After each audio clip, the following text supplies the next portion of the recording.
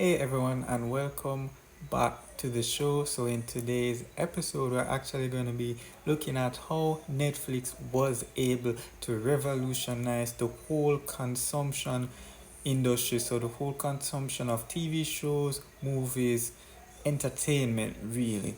And so, Netflix was actually founded back in 1997 by Reed Hastings and Mark Randolph. So, how the company was really founded was that they created a platform where persons could actually rent movies unlimited by just paying a flat fee. So, as many of you would know, and for those who do not know, Netflix is actually changed the entire movie consumption, stay at home, lounging industry. So back in the 90s, early 2000s, the industry was actually dominated by Blockbuster. And so what Blockbuster did was they used this actual model where persons would actually have to go to the physical store, they would rent a movie on the DVD, they'd carry it home, watch it, and then they'd have to drive back to the store and drop it off. And so this was working for as long as it did. And so when Netflix came onto the scene now, they decided they wanted to change this. They actually said, why not allow persons to pay one flat fee, and then with that flat fee, they can rent as many movies as they would like, and they can watch it for as long as they want, and then they return it at the end when they are done with it. And so when Blockbuster did something completely different, so they actually you had to drive down to the store, get the movies, and then drive back. And then on top of that, Blockbuster actually had charged late fees. So for each day you were late, you had to be paying $1 extra per day for not returning the movies back on time. And so Reed Hastings actually did not like this model and setup, because he was saying, why should I have to be paying as much as $40 on a movie that just because I'm a few days late or a couple days late? And so this was really how Netflix was formed. And at the time when they created and formed Netflix, they actually didn't have the vision that the company is at right now. So they really just wanted to make it easier for the consumer. So they wanted to make things that much smoother, the process a lot better. And so they actually had initially started mailing the DVDs out to the consumers. And then in the early 2000s, they had then switched to the actual platform. So they had created their own website, and they had allowed for persons to actually sign on, and they could watch all the movies that they wanted unlimited digitally. And this was also with how the world was changing at the time. So at that time, it would have been about 3G technology that was actually being used, and so that was very fast compared to the dial-up internets and the other generations of Wi-Fi's that were tested at the time. And so with the 3G technology, it allowed for much faster processing, and so data, images, movies could actually be streamed at a much faster, better, and clearer rate than 5 years before that, because 5 years before that the images would have been pixelated, and so the best option would have been to use either a DVR or an actual DVD, Blu-ray, HD, some sort of that. So because of this now, when they actually had done this and they wanted to actually join partners with Blockbuster, because they actually weren't really competing with Blockbuster, because they saw Blockbuster as their biggest rivals, and so they wanted to join the companies together. And they actually had set up a meeting with Blockbuster where they met with the CEOs and they offered to sell them the company and for about $50 million. And this was actually found on an article from CNBC. And so they actually had offered to sell a company for 50 million to Blockbuster, and the only clause that they said was that you during for this 50 million, what we ask is that you just run the online arm of the company through it. So we just call it Blockbuster Online. And that was the catch that was the only clause that they had laid out to Blockbuster. And Blockbuster CEOs and board members and other executives laughed at them in the meeting, and they pretty much laughed them to scorn. And so they left feeling very disheartened, but they knew they had a gold mine within their pockets. And so what they did, they just kept continuing on the model, continuing on this whole trend that they started, where they would actually allow for persons to sign in and watch their movies for as long as they want, and they just pay a monthly subscription fee. And this was really how Netflix was birthed. And so as more persons started going online and trusting the internet services, less and less persons found value in Blockbuster. And because of this, Blockbuster started scaling down. And with scaling down, they had to start laying off workers. And then when they started laying off workers, they actually had to start closing stores. And then there were so many Blockbuster stores closed, and at one point it was just one store left. Now I'm not sure if that store is still open or not. You can Google it to see if that one Blockbuster store is still open. But it is so ironic that Netflix actually had created a series around that one Blockbuster store called Blockbuster, which was about a guy who owned the last remaining Blockbuster store, and he was doing his best to keep it open.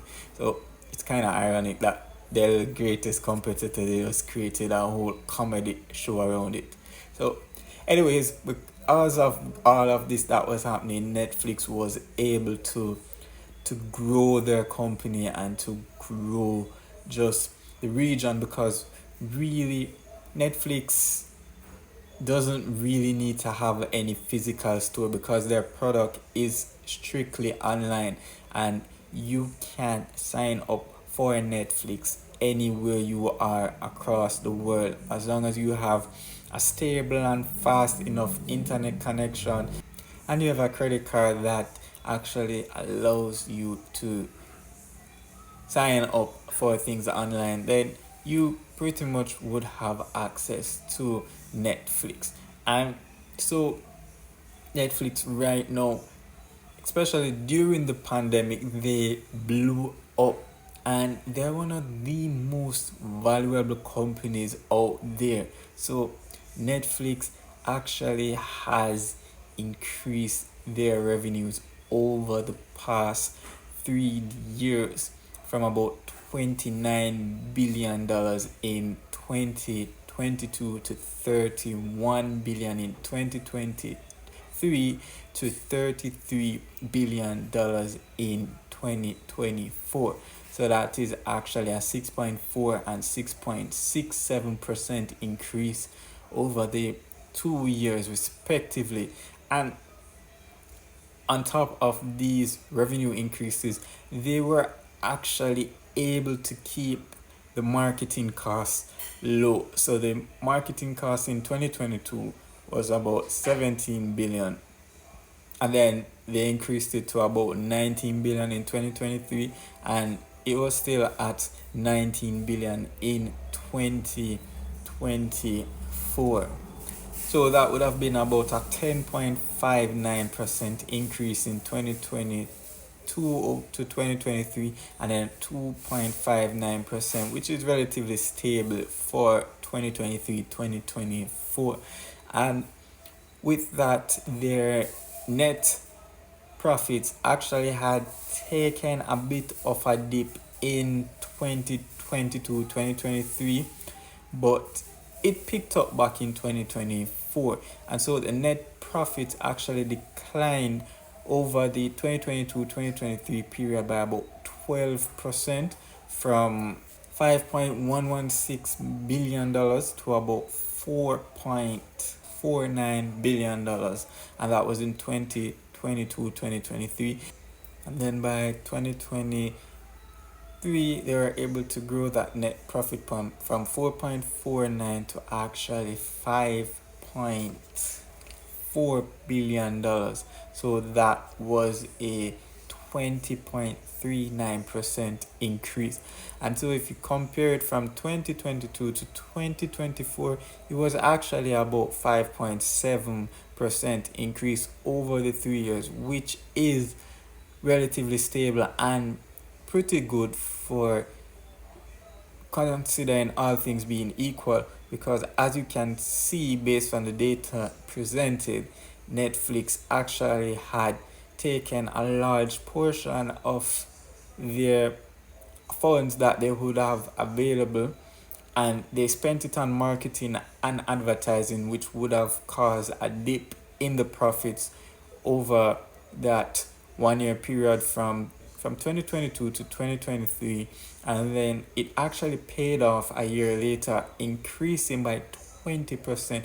But in reality, the net profit actually was just about 5.7% increase over that 3 year period. And interestedly, the cash and cash equivalent actually saw the fluctuations as well as the net profit, so it was actually directly correlated to the net profits. And so cash and cash equivalent actually fell by about 14.609% in 2023, from $6 billion to $5 billion, and then from 2023 to 2024 it actually had increased to $7 billion, and so it grew by 38.27%, which suggested that the amount of cash that Netflix had available was actually being spent on marketing and advertising and just getting their name out there. And it did pay off. It did, because as you can see, the net profits, the revenues, everything has been up for Netflix over the past 3 years.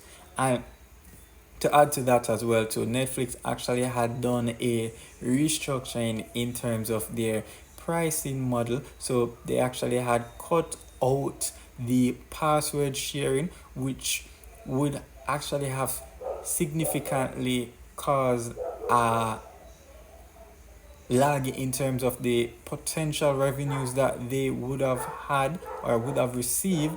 And so because of that, now they actually had cut out password sharing, and then they had created different tiers in terms of the actual amount that persons would pay to watch the videos. And so they had created an ad base level where you'd pay the least amount and you get ads to actually run through it, and then they got all the way up to ad free where you'd pay the most and you get the best quality and the best audio and everything was the best. And to their surprise, the when the password sharing was cut down and they saw a fall in terms of subscribers and the active users, they actually, when they created that tier platform with the different prices, the paid platform actually had started gaining a lot of traction and attention, which suggested that persons really and truly were doing the password sharing because they couldn't afford to purchase, or they didn't want to pay for a full package. And so by paying the least amount and getting ads run through that platform, Netflix was able now to actually increase those persons who would not have actually had an account with them, but because of the fees and the amount that they would have paid, they're like, well, it is worth it just to watch a few ads, maybe at the beginning or at the end of the movie. Then it was worth it to them at the end. And so the actual share price for Netflix right now is at 881 US dollars for one share, and they actually have a market cap of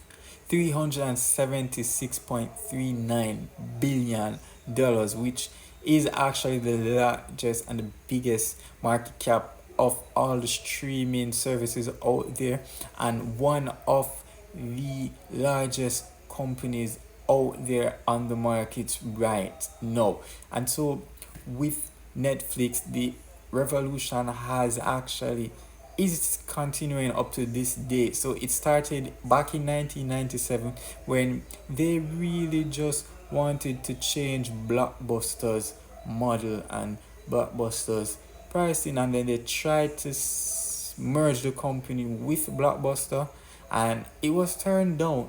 And so they just focused solely on streaming online, and then it went on up to when Netflix is now able to have their own production studios, and they are putting out movies and TV shows, and these are great quality movies and shows with top level, top named actors and actresses across the industry, well known.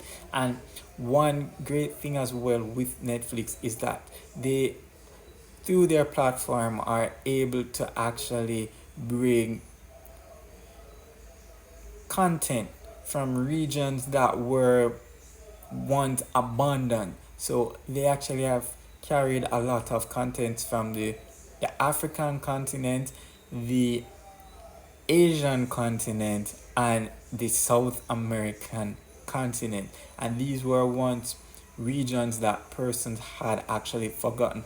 Now, the very first show, our very first Netflix production series that I actually had seen was Project MC Square, and this was about 2014. That was the very first time that I noticed that Netflix had actually done their own shows. And I'm not saying that's the very first show that they produced, but that was the very first show that I had seen. And that was the one. I know they have built up a whole collection library of shows. So Netflix now started from that children's show to having shows like Alexa and Katie, and then they went on to the more adult shows where they actually had shows like Kings of Joburg, which actually took off from the London culture at that time, where they were pushing a lot of suits. So like these top level high street fashions were pushing suits and just different color suits. And so when you watch King of Joburg, especially that first season, you notice that the men in the show, they took pride in their dressing. They wore these luxurious suits, and they made you want to wear suits, and they showed that suits was more than just boardroom, and suits were more than just black, white, gray, blue, and those traditional colors. They brought a whole different vibe, a whole different world into these suits.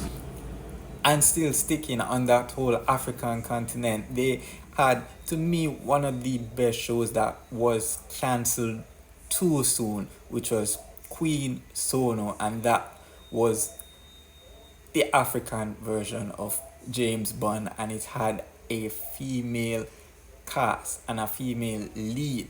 So it focused around an actress who lost her mom when she was around 8 years old, and she was recruited by the spies, and she went on different espionage missions across South Africa. And this show actually had a lot of potential, but it was cancelled. And the reason why Netflix said it was not renewed was due to COVID-19. And so we just have to stick with that one season that is there. And now they have built up from those shows to right now. Netflix has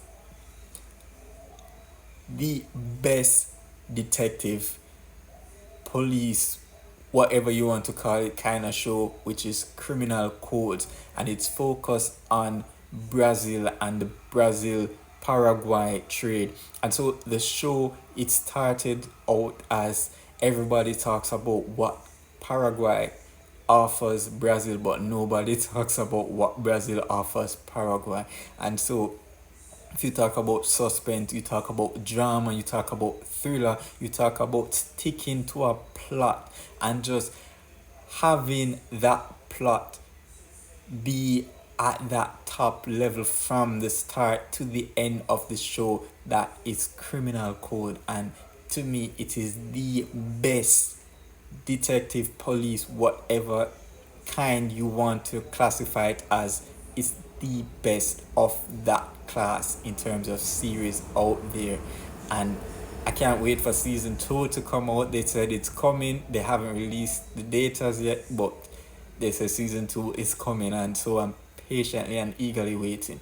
And on top of that, Netflix has a great library of shows. So they have the shows which, when they had just started the company, they would have streamed online, and they have their own production shows right now. And so their own production shows they have are like Overhaul, the To All the Boys I Love series, the Kissing Booth series, and they actually, it's the only, well, one of the fewest platforms right now where they take the best of the best actors and actresses and put them all together in one movie, and it works so well. And they actually had done this in the movie A Family Affair, starring Nicole Kidman, Zac Efron, and Joey King, who made her name in Ramona and Bezos with Selena Gomez. It's a Disney Channel movie. And then she further established her name as an actress in White House Down. And since then, she has been building up her rapport and her portfolio, her CVs, and now she is one of the faces of the generation, on the Generation Z in Netflix. And she has basically built her way up to starring in this all cast show. And there are so many other movies with her on Netflix right now, and the quality, the productions, everything behind them is great. And so Netflix really had built her name up in that industry, in the film industry. And Joey King really is a great actress. She's one that is not as big a name or as great a name as a Jennifer Aniston or Scarlett Johansson, or even Jennifer Lawrence, but she has been building up her name, and her quality of work, her productions are all great. And so, with that being said, Netflix has also started diversifying into sports. And so they carried the Jake Paul and Mike Tyson fight live. And there actually is talks right now about Netflix offering the WWE wrestling. And so this whole new direction and venture that Netflix has ventured into is now taking over the business world by storm, and everybody is talking about this whole new deal that could possibly happen between Netflix and WWE. And they're just speaking about Netflix's direction and their shift into carrying more live sports, and they're just looking at it, saying positive, great lights about it. And who knows, maybe Netflix might start carrying other sports as well too. So we just have to stay close and watch. And this really adds to Netflix's dominance and shows you how they are able to revolutionize the entire content film industry and how consumers consume material. And just to add as well to that, Netflix would not, and Netflix is not, or ever are trying to replace going to the cinema, because that is an experience of itself, and that experience cannot be replicated at home. What Netflix is doing, on the other hand, is carrying beloved shows and movies that persons watch and would want to rewatch, and they're also making their own shows as well too. And who knows, maybe one day in the future you might be seeing Netflix movies and premieres in the theaters. So where you'd go to watch a Warner Brothers or a Paramount kind of production, maybe you'll be actually going to the theaters one day to watch a Netflix production. And they may even own their own cinemas. That is, the world is their oyster, and they are the captains of that ship. And so these are just a few of my takes as to why Netflix is revolutionizing and is currently number one in the streaming and services industry. And so that's really all that I have time for today. So thank you guys so much for tuning into this episode. If you do like it, I just ask that you give this content a like, a thumbs up, and you share it with a friend, share it with your family, share it with your relatives, and have that discussion with them. And leave any comments that you have down below as well. I do want to hear from you all, and I want to hear and just get in touch and just respond to you. And so the last thing I want to say is subscribe to this channel so that you do not miss out any new episodes as soon as they are released. Until next time, take care. Love you guys. Hey.